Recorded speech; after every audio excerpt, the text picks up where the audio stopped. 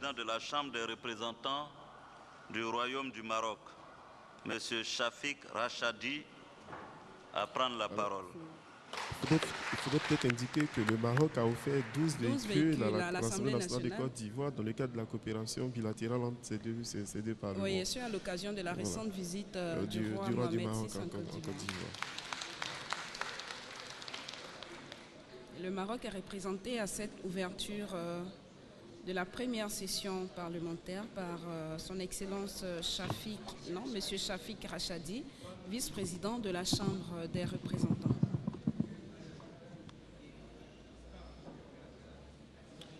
Alhamdulillah, wassalatu wassalamu ala Maulana Rasulillah wa alihi wa sahbihi. Excellences, Monsieur le Président de l'Assemblée nationale de Côte d'Ivoire, Excellences, Monsieur le Premier ministre et ministre des Finances, Économie et Budget, Mesdames et Messieurs les ministres, honorables membres de l'Assemblée nationale, honorables présidents, Mesdames et Messieurs les membres des délégations, Excellences, Mesdames et Messieurs du corps diplomatique, honorable assistance. C'est avec une grande satisfaction et une réelle émotion que j'adresse à votre Excellence les vifs remerciements et aux honorables membres de l'Assemblée nationale ivoirienne sœur toute la gratitude pour l'accueil chaleureux qui m'a été réservé. Je saisis également cette occasion pour vous transmettre les salutations fraternelles du président de la Chambre des représentants du Royaume du Maroc, M. Rachid Talbi Alami, qui aurait souhaité être parmi nous aujourd'hui si ce n'est l'ouverture de la session parlementaire au Maroc. Monsieur le Président, un proverbe plein de bon sens et de bien chez vous dit ceci: ce que Dieu a écrit, marabout ne peut effacer.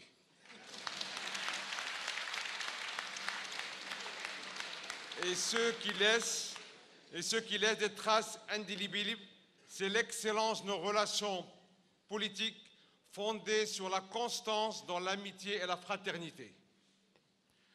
Votre aimable invitation à l'ouverture de cette session de votre Assemblée nationale s'inscrit dans le cadre des contacts réguliers qui animent nos deux parlements à tous les niveaux.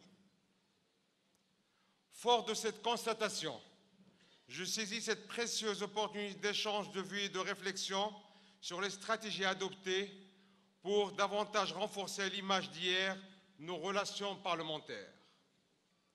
Monsieur le Président, la crise économique qui affecte le monde n'est pas en passe d'être vaincue.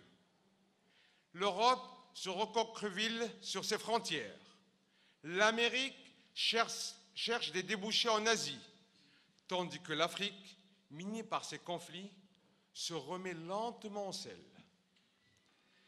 Sa Majesté le roi Mohamed VI, que Dieu l'assiste, lors de sa visite historique de travail et d'amitié dans votre beau pays en mars 2014, a eu le mérite de tracer une feuille de route innovante, réaliste et visionnaire, celle d'une néo-coopération sud-sud. Vision africaine concrète du développement social et économique du continent, grâce à un partenariat entre pays du Sud et diplomatie au service de la performance économique, tel était le message clé du discours royal à l'ouverture du Forum économique maroco-ivoirien. Le souverain a aussi promis de donner une nouvelle impulsion à la coopération bilatérale entre le Maroc et la Côte d'Ivoire, en faisant participer tous les opérateurs économiques, formulant le vœu de voir un nouvel esprit conquérant habiter bon nombre de chefs d'État africains.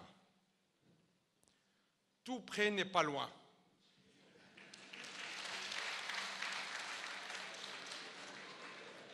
Tout près n'est pas loin. Et ton pied, mon pied. Sont d'autres proverbes éloquents ivoiriens qui nous invitent à la patience et au dynamisme commun, car ce modèle de partenariat pourrait s'étendre rapidement à toute l'Afrique de l'Ouest pour le bien-être de nos populations respectives. n'a pas la côte qui n'y voit rien. Tout y est déjà, voyez-vous, dans le nom de votre chaleureux pays. Monsieur le Président, le Maroc et la Côte d'Ivoire entretiennent des relations séculaires renforcées vers la fin des années 50, entre feu Sa Majesté le roi Mohamed V et feu son Excellence le Président Félix Houphouët-Boigny, acteur de la décolonisation de nos pays respectifs et père fondateur de nos indépendances. Puis les actions de politique étrangère deviendront exemplaires entre feu le président ivoirien et feu Sa Majesté le roi Hassan II, dans l'adoption de positions communes sur le dialogue arabo-israélien, le rapprochement entre les États de l'Afrique du Nord et ceux de l'Afrique subsaharienne, soucieux de s'adapter aux grands changements du monde moderne, véritables précurseurs, ils ont ouvert leurs pays respectifs au multipartisme et à la démocratie.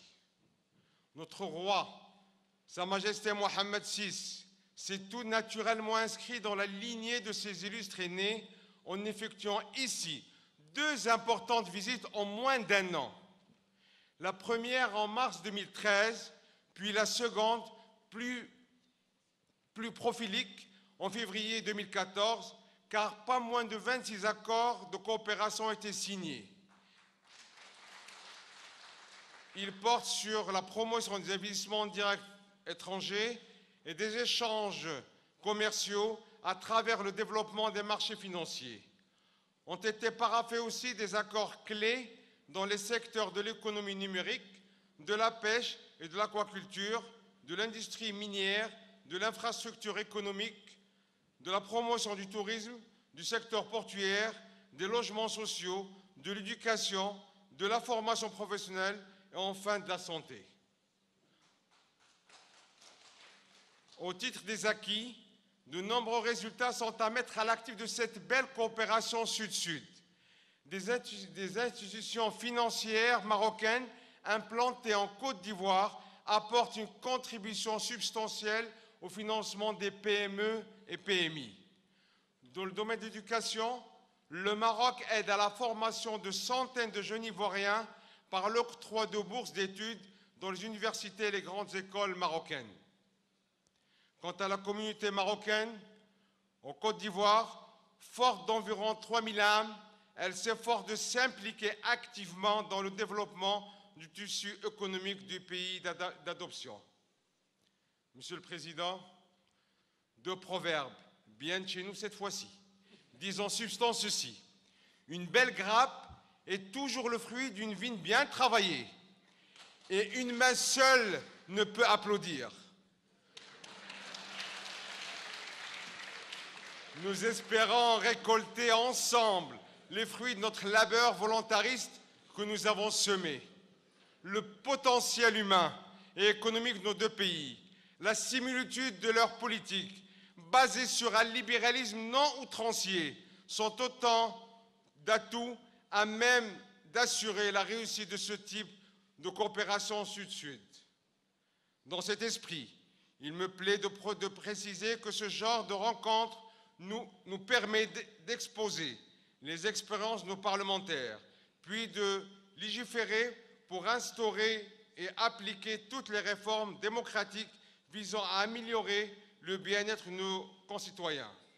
À cet égard, le Maroc a connu un mouvement de réforme sans précédent dans tous les domaines, politiques, social et économiques, allant de la réforme du Code de la famille, qui a révolutionné le statut de l'émancipation de la femme marocaine, à la mise en place de l'instance équité et réconciliation, ou encore au lancement de l'initiative nationale pour le développement humain et la réforme de la justice. Les grands chantiers du Royaume ont été consolidés par la réforme de notre Constitution en juillet 2011. Ce tournant historique, marqué par ce vaste chantier de rénovation tout azimut, vise à la mise en place d'une société moderne, démocratique et solidaire, ancrant le Maroc de manière irréversible dans l'état de droit. Le projet de la nouvelle régionalisation constitue la clé de voûte de toute décentralisation efficiente. La dynamisation des régions au Maroc passe obligatoirement par une modification majeure de la répartition des pouvoirs entre États central et acteurs locaux. C'est d'ailleurs la perception marocaine d'une solution au conflit du Sahara, seule solution viable pour la région. À juste titre, ici est de rappeler l'appui inconditionnel et continu de la République sœur de Côte d'Ivoire à notre cause nationale pour parvenir à une solution politique juste, durable, mutuellement acceptée, à même d'assurer la stabilité de notre continent et de faire triompher les idéaux de justice et de paix. Monsieur le Président, le Maroc a fait un diagnostic pointu de tous ces maux. Il a su entamer des réformes d'envergure audacieuses et apporter des solutions intelligentes, adaptées, respectueuses des droits de l'homme, des migrants et des conventions internationales. Mais il a aujourd'hui l'ambition de perfectionner et d'optimiser sa démarche, d'élargir le champ des réformes, de codifier ces aspects non couverts par la loi et de cerner toutes les déclinaisons d'instauration de l'état de droit. Monsieur le Président de l'Assemblée nationale de Côte d'Ivoire, Monsieur le Premier ministre, Mesdames et Messieurs les ministres, honorables membres de l'Assemblée nationale, Mesdames et Messieurs les membres des délégations, honorable assistance.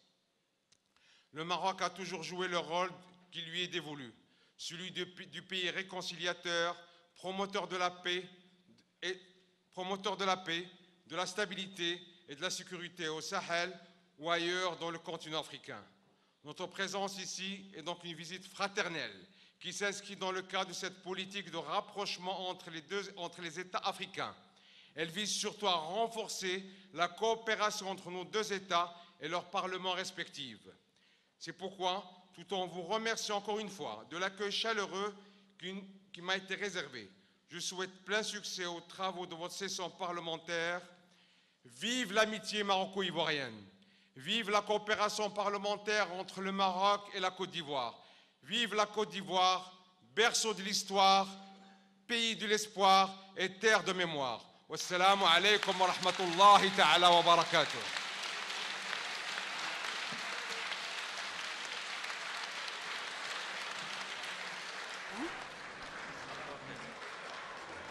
Monsieur Shafik Rachadi, vice-président de la Chambre des représentants du Maroc.